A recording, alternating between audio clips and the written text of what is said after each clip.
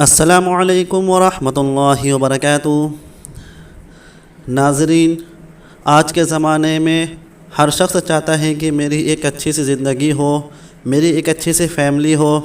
اس کے لیے نہ جانے وہ کیا کیا کرتا ہے۔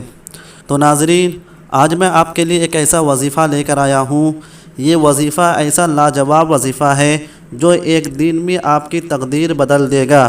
انشاءاللہ تعالی یہ عمل آپ کسی بھی جائز حاجت کے لیے کر سکتے ہیں، مثلا حصول اولاد کے لیے، حصول روزگار کے لیے، اولاد نرینہ کے لیے، اپنی ذاتی مکان کے لیے، رشتہ کے لیے، گھریلو جھگڑے سے نجات کے لیے، مالی مسائل کے حل کے لیے، ازواجی مسائل کے حل کے لیے، ذہنی مسائل کے حل کے لیے، اولاد کے مسائل کے حل کے لیے، بیمار سے شفا حاصل کرنے کے لیے، ذہنی الجھن دور کرنے کے لیے، ڈپریشن سے نجات حاصل کرنے کے لیے، دل کی اداسی اور مایوسی دور کرنے کے لیے، سسرال میں عزت حاصل کرنے کے لیے، شوہر کے دل میں عزت اور پیار پیدا کرنے کے لیے، بیوی کے دل میں محبت اور خلوص پیدا کرنے کے لیے، اور ایسے لوگ جو زندگی کے مسائل میں اتنے الجھے ہوئے ہیں کہ ان کو کوئی راستہ نظر نہیں آتا ہے نجات کا، اور ایسے لوگ جو تھک گئے ہیں، ہار گئے ہیں، ٹوٹ گئے ہیں، مایوس ہو گئے ہیں، ایسے لوگ یہ عمل اور یہ وظیفہ کر سکتے ہیں۔ ان کو تمام پریشانیوں سے نجات حاصل ہوگی۔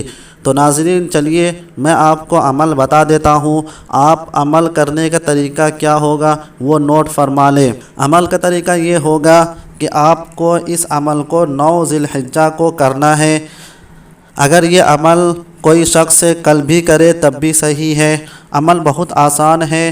9 ذی الحجہ کے عصر کی نماز کے بعد اسی جگہ پر قبلہ رخ بیٹھ کر بڑے ادب کے ساتھ، اخلاص کے ساتھ، عقیدت اور محبت کے ساتھ 111 مرتبہ درود ابراہیم پڑھے، حضور صلی اللہ علیہ وسلم کی بارگاہ میں پیش کرے۔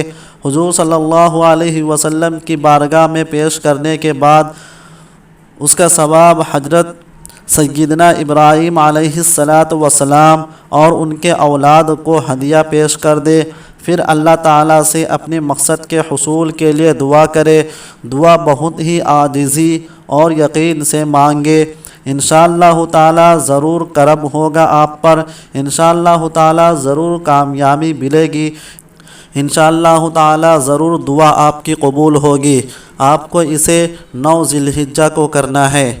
تو ناظرین، چلیے اب اگر آپ نے ابھی تک میرے یوٹیوب چینل کو سبسکرائب نہیں کیا ہے تو برائے مہربانی سبسکرائب کر دے۔ تو چلیے اب اگلے ویڈیو ملتے ہیں، تب تک کے لیے السلام علیکم ورحمۃ اللہ وبرکاتہ۔